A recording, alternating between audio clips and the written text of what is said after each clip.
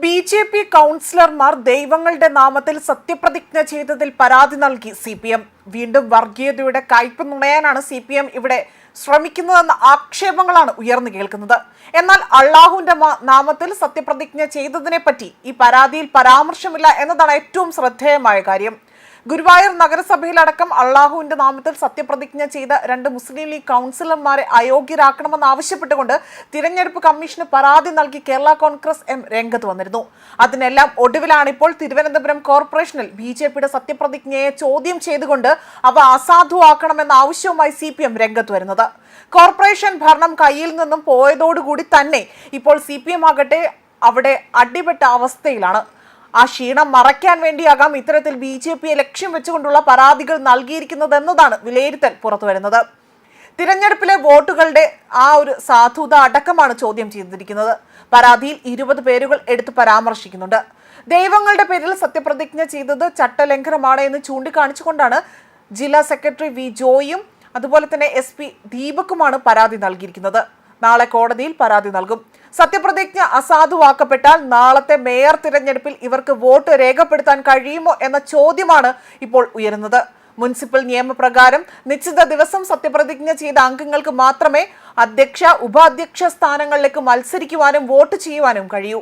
Municipal നിയമത്തിന്റെ 3-ാം schedule ദൈവനാമത്തിൽ in the name of God സത്യപ്രതിജ്ഞ ചെയ്യണമെന്നതാണ് വ്യക്തമാക്കിയിരിക്കുന്നത്. 20 കൗൺസിലർമാരുടെ സത്യപ്രതിജ്ഞ അസാധുവാക്കണമെന്ന് ആവശ്യപ്പെട്ടുകൊണ്ട് CPM ജില്ലാ കളക്ടർക്കും മുഖ്യ തിരഞ്ഞെടുപ്പ് ഓഫീസർക്കും പരാതി നൽകിയിരിക്കുകയാണ്. ദൈവനാമത്തിൽ സത്യപ്രതിജ്ഞ ചെയ്യണമെന്നതാണ് ചട്ടമെന്നിരിക്കെ തന്നെ ദൈവങ്ങളുടെ പേര് പറഞ്ഞ് സത്യപ്രതിജ്ഞ ചെയ്തത് അസാധുവാണ് എന്നതാണ് വി ജോയ് MLA പറയുന്നത്. നിയമപ്രകാരം സത്യപ്രതിജ്ഞ ചെയ്യാത്ത അംഗങ്ങൾ നാളെ നടക്കുന്ന മേയർ തിരഞ്ഞെടുപ്പിൽ വോട്ട് ചെയ്യാൻ യോഗ്യരാണോ എന്ന നിയമപ്രശ്നമാണ് ഇപ്പോൾ ഉടലെടുക്കുന്നതെന്നും വ്യക്തമാക്കിയിട്ടുണ്ട്. 20 പേരാണ് ചട്ടം ലംഘിച്ചുകൊണ്ട് സത്യപ്രതിജ്ഞ ചെയ്തിരിക്കുന്നത്.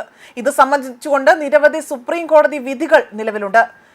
ചട്ടം ലംഘിച്ചുകൊണ്ട് സത്യപ്രതിജ്ഞ ചെയ്തപ്പോൾ തന്നെ അവിടെ ഉണ്ടായിരുന്ന കളക്ടർ അത് തിരുത്തണമായിരുന്നു എന്നാണ് മറ്റൊരു കാര്യമായി എടുത്തു പറയുന്നത്.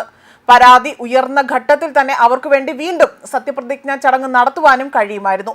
എന്നാൽ അതൊന്നും ഇവിടെ ചെയ്തിട്ടില്ല എന്നും ആ സാഹചര്യത്തിൽ നിയമപ്രകാരം സത്യപ്രതിജ്ഞ ചെയ്യാത്തവർക്ക് അംഗങ്ങളെന്ന നിലയിൽ നാളെ നടക്കുന്ന മേയർ തിരഞ്ഞെടുപ്പിൽ വോട്ട് ചെയ്യാൻ നിയമപരമായ അവകാശമുണ്ടോ എന്ന പ്രശ്നമാണ് ഉയരുന്നത് എന്നതാണ് വിജോയ് ഇവിടെ പറയുന്നത്.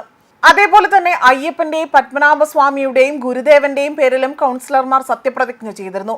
അതുപോലെ തന്നെ P. സരിത, ദീപ S. നായർ തുടങ്ങിയ B.J.P. അംഗങ്ങൾ ശ്രീ പത്മനാഭസ്വാമിയുടെ നാമത്തിലാണ് സത്യപ്രതിജ്ഞ ചെയ്തത്. അതേപോലെ തന്നെ പല രീതിയിലും ഇത്തരത്തിൽ ദൈവങ്ങളെ വിളിക്കുകയും ശരണം വിളിക്കുകയും ചെയ്തുകൊണ്ട് സത്യപ്രതിജ്ഞ ചൊല്ലുക ആണ് ഉണ്ടായിരിക്കുന്നത്. ദൈവങ്ങളുടെ പേര് പറഞ്ഞ് സത്യപ്രതിജ്ഞ ചെയ്തതിൽ ആ തദ്ദേശ വകുപ്പിനും സംസ്ഥാന തെരഞ്ഞെടുപ്പ് കമ്മീഷനും നിരവധി പരാതികളാണ് ഇപ്പോൾ ലഭിച്ചിരിക്കുന്നത്. ദൈവനാമത്തിൽ എന്നതല്ല, ദൈവങ്ങളുടെയും പേര് പറയാൻ ചട്ടപ്രകാരം കഴിയില്ല എന്നും ആ സാഹചര്യത്തിൽ ഇവരുടെ സത്യപ്രതിജ്ഞ നിയമവിരുദ്ധമാണ് എന്നതാണ് ഈ പരാതിയിലുള്ളത്. സത്യവാചകത്തിൽ ഇല്ലാത്ത പേരുകൾ പറഞ്ഞുള്ള സത്യപ്രതിജ്ഞ നിയമപരമായി തന്നെ നിലനിൽക്കില്ല എന്നതാണ് ഇവിടെ നിയമവൃത്തങ്ങൾ പറയുന്നതെന്നും ആരെങ്കിലും കോടതിയെ സമീപിച്ചാൽ വീണ്ടും യഥാരീതിയിൽ തന്നെ സത്യപ്രതിജ്ഞ ചെയ്യാൻ ഉത്തരവിടണം എന്നതാ അല്ലെങ്കിൽ ഉത്തരവുണ്ടാകണമെന്നും ഇവർ സൂചിപ്പിക്കുന്നുണ്ട് ഈ പരാതിയിലൂടെ. ന്യൂസ് ഡെസ്ക് കർമ്മ ന്യൂസ്.